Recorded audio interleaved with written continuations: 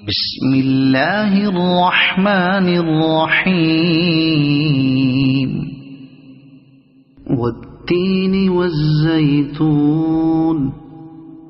وطور سينين وهذا البلد الأمين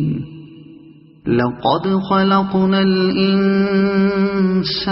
في أحسن تقويم ثم رددناه أسفل سافلين إلا الذين آمنوا وعملوا الصالحات فلهم أجر غير ممنون فما يكذبك بعد بالدين أليس الله بأحكم الحاكمين صدق الله العظيم.